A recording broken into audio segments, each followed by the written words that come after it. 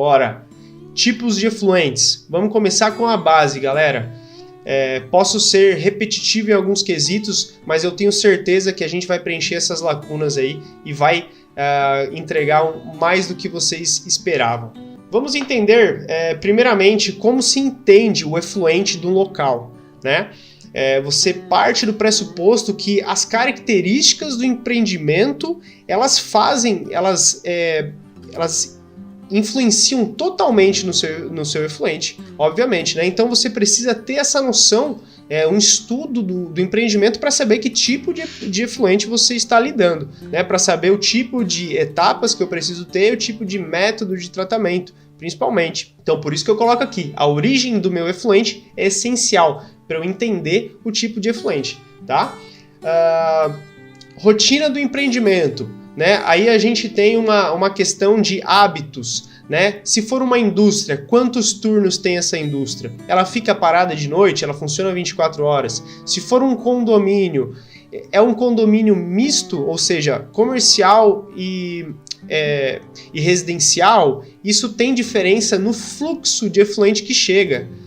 Se for industrial, né? Se for uma indústria, tem que verificar se é só o efluente sanitário que está vindo ou se existe outro tipo de efluente industrial passando no processo, né? Obviamente que tudo isso influencia na concentração, né? Onde a gente fala aí de parâmetros básicos, que é DBO, nitrogênio e fósforo, que são realmente a trinca, né, do nosso efluente, os parâmetros-chave aí para a gente ter a noção base para projetar uma estação de tratamento e para tratar o efluente de maneira correta, né, para conseguir monitorar certeiramente aquela estação. E óbvio, você precisa ter a noção de volume, seja por uma estimativa ou, melhor ainda, pela própria medição de vazão, se o local tiver. Eu falo isso porque nem todo local possui o tal do medidor de vazão. Então é bem importante a gente saber se virar quando não tiver um medidor de vazão. Você precisa chegar o mais próximo possível da sua realidade, tá? Então a gente vem de um cenário que nem todos os empreendimentos têm essa estrutura, tem esse poder aquisitivo para poder investir no medidor de vazão, que é um equipamento muito caro, como a maioria de vocês deve pressupor. Então vamos falar disso. Vamos começar com o efluente doméstico, né? O que pode ser esse efluente doméstico?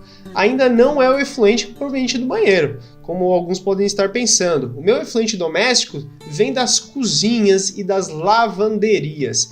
Então, esse tipo de efluente tem suas características muito bem centradas. É um efluente que possui muito teor de óleos e graxas, né, que é as nossas gorduras, que a gente pode chamar o nome menos técnico, vamos falar sobre gordura, e também surfactantes. Comenta aí, eu quero saber quem que já ouviu falar em surfactantes ou tensoativos, tá? Esses são os nomes mais técnicos para os detergentes ou sabão, né? O famoso sabão também, ele pode ser chamado disso, mas esses tensoativos e surfactantes é o que a gente mais ouve no campo, né? Na parte técnica mesmo. Então, esses tipos de compostos, né, que formam esse efluente doméstico têm uma característica em comum, né? Grande parte desse volume, né, principalmente os sólidos, eles fazem um processo de flotação. O que é a flotação, galera? É o contrário da sedimentação, né? A flotação, essa camada mais grossa desses compostos, eles vão para cima, eles buscam a superfície, né? E é isso que a gordura faz. Então, creio que a maioria de vocês já devem ter tido contato com uma caixa de gordura, ou pelo menos visto ou ouvido falar que a caixa de gordura ele é um processo de retenção, né? Basicamente nisso. Então, por ter essa característica central de flotação, esse nível de tratamento, esse efluente requer um nível de tratamento simples, porque eu preciso barrar esse composto que está acima, né? Então a gente faz diferenças de níveis, né? A gente coloca ali uma barreira onde a parte de baixo vai passando, né? Isso é uma retenção simples e é apenas assim que a gente trata, né, de forma quase geral, né, o efluente doméstico, onde eu retenho meus óleos e graxas da melhor maneira possível para ele não ir para o meu tratamento principal.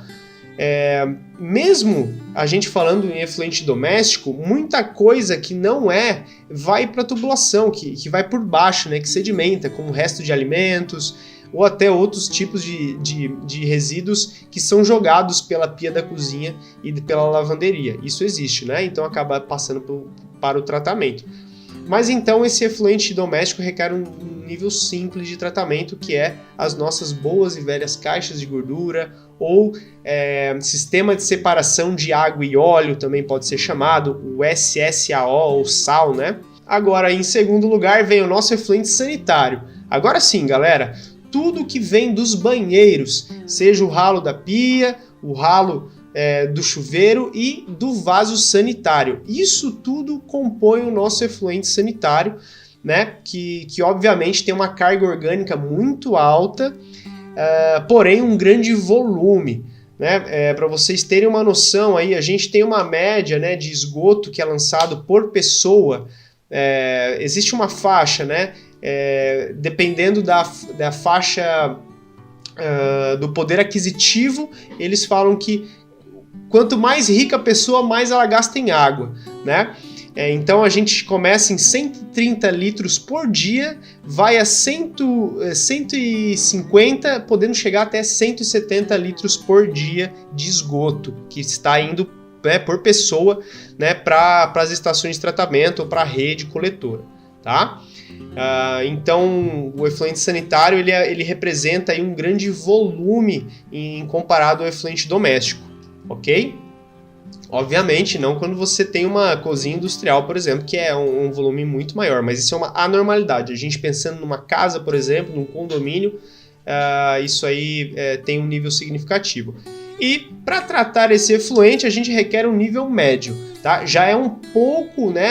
Já tem um nível de dificuldade um pouco maior que o efluente doméstico, porque não é apenas em um processo que a gente trata esse efluente. Existem várias etapas que a gente vai ver a seguir. Você vai entender por que esse nível é um pouquinho mais avançado, né? E porque necessita de várias etapas, ok? Efluente sanitário está dominado. Vamos lá.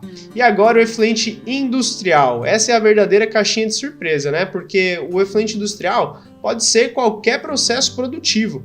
E quando eu falo em processo produtivo, vai desde uma indústria alimentícia, pode ser uma cervejaria, pode ser até um aterro sanitário que vem com churume, né? É um processo produtivo, querendo ou não, é um processo que passa a produzir esse efluente, então isso está tudo ligado. Cosméticos, pescados. Então, o efluente industrial ele requer um nível mais avançado, porque ele geralmente ele vai variar de concentração e de volume durante o dia.